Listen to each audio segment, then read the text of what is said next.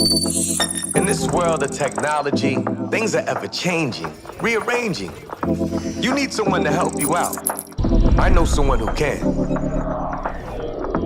Come and take a journey with me as we go through the land of technology. You'll never be alone. You'll be with Paul Amadeus laying in the tech zone. Welcome back to the show. Final segment here, looking back at CES 2019. Some of the great innovation that we witnessed, some of the amazing people that we talked to from around the world, and it's been an honor talking with them and being acquainted with them. We still have many more interviews to get at, so in the month of February we're going to continue talking about innovation and highlight some of these great companies at CES 2019. What we're going to try to do is throughout the whole year, just highlight some of the amazing companies and catch up with them and see how they are doing. This one company I ran across, Kuzzle, really intrigued me. So I was able to talk to one of the bright minds behind Kuzzle and really delve into what they're doing out there. And joining me right now, live from CES 2019, we have Jacques Leconte. Jacques is the CEO from Kuzzle. Jacques, how are you, my friend? I'm very good, thank you. How are you? I'm doing great. Thank you so much for joining me and having this discussion with me. So, what are you doing here at CES with Kuzzle? We are exhibiting at the Eureka Park, and we are showcasing our latest product for the Internet of Things. Nice. So, looking at where we're at with the Internet of Things and how a lot of things are connected and everything, what is Kuzzle doing to help us to meet that challenge when it comes to smart homes and smart devices and the IoT? We sit in the middle of all those projects because we are some interoperability platform. So we enable to connect better, faster any devices and to manage them. So we are the product we provide is called a backend platform, and we enable faster time to market for people willing to make happen a new IoT project. Nice, nice. And does the connectivity of internet speed kind of pose a challenge, especially here in the United States? Our internet speed is not as fast or as fast as it is in France or in China and other parts of the world. Does that present a challenge when it comes to doing something like this? No, not really, because I would say there are a few different ways of working around connectivity. And when it comes to IoT, you could be having some IoT projects, IoT devices, which are sending little information. So they don't need that much connectivity, they don't need that much bandwidth, and they are sending a little number of messages. And this is one of the ways to work that around if connectivity is poor or low. And at the same time, those devices can also have some kind of offline mode. This sounds weird when it comes to Internet of Things. We think about connected devices and connected objects, but you could also have some offline mode and connected objects disconnected. Yeah, I like that, because if it stays connected, it's eating up bandwidth. Exactly. But if it's turned off or in sleep mode, then it saves that bandwidth for other devices out there. That's cool. So what made you think about this? Was it something that you dealt with personally and you were like, you know what, we need to create something like this? Or what kind of made the idea come to where we have it today?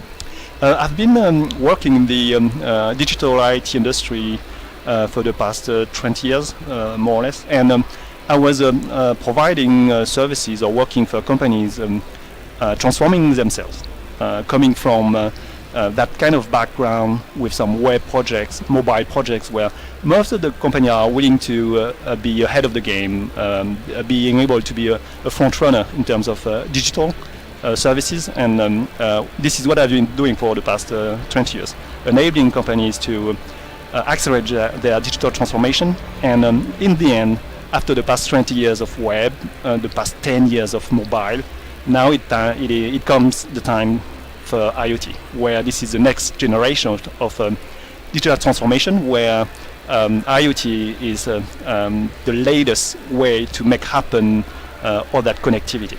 And what poses the biggest challenge for your company? Is there any thing out there that kind of will hinder the company from really growing and reaching its objective?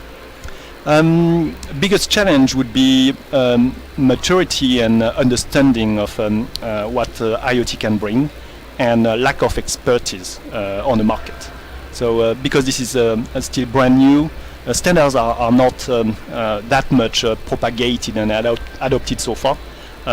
What is happening is people are trying to figure out what kind of technologies, how to use them, how to make them happen, how to put them all together, and this is what we do. And the biggest challenge is to make sure that they can better understand what our technologies can bring to the table and how they can be able to leverage those technologies. Now, can ones in the U.S. Use your technology, or is it only overseas?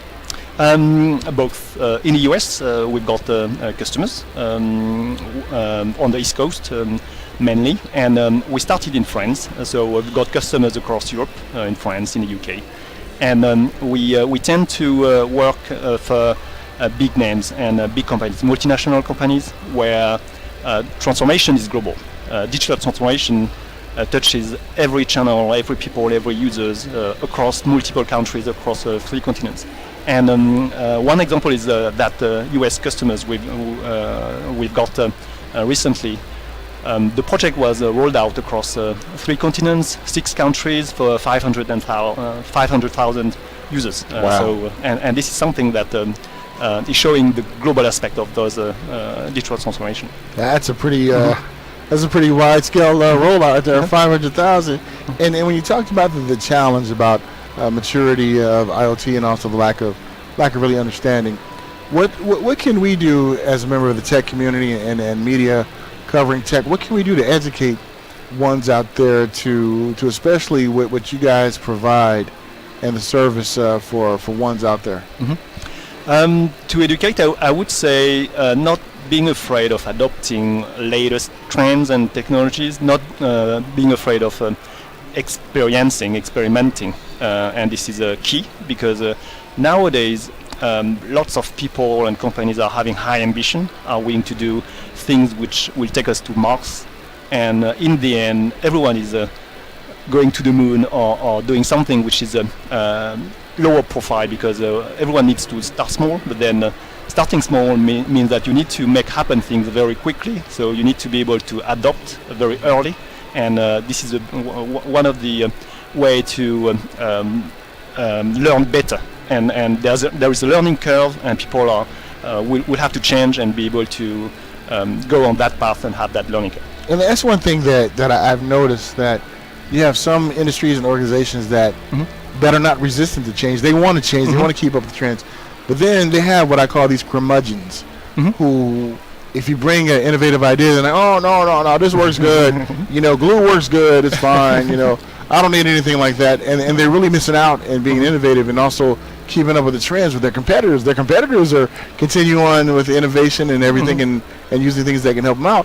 But when it comes to the ones who are kind of like the curmudgeons, what do you tell them to say, hey, try it out, it's fine, here, trust me? Yeah. I usually tell them, you need to fail, you need to experience, you need to fail but fast. You need to make sure that you won't be afraid of failing, and this is the best way to innovate. Most of the innovators have lots of failures, and the key question is how do they make sure that the next failure will take them to the next success? Yes. And this is really what I usually tell them. And in terms of culture, European cultures are more conservative, and US market, for instance, are adopting better, earlier technologies. And failure is a part of the genes of the people, and usually, like in France, part of the education. You are very afraid of failing, and so this is one thing, which is one of the key way of adopting, going further, innovating. Awesome. Jacques, before I let you go, is there anything else out there you'd like to speak to the audience about?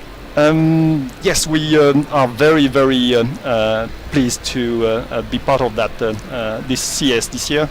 We enjoy very much everything which is going on so far over here, and we part of the adventure. So we are glad to be here. Again, I'd like to thank Jacques LeConte for joining me from Kuzzle.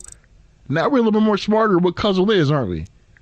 So many things and elements when it comes to technology to put together. That's why I'm so happy to bring the show to you and have all these great guests and these great experts to give you a little food for thought about what's going on in the tech sphere right here on the Tech Zone.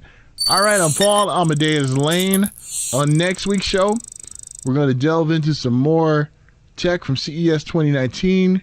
We're also going to play one of our interviews from NAMM 2019, Technology and Guitars. We're going to do that for you. So remember to connect with me, paulamadeouslane.com.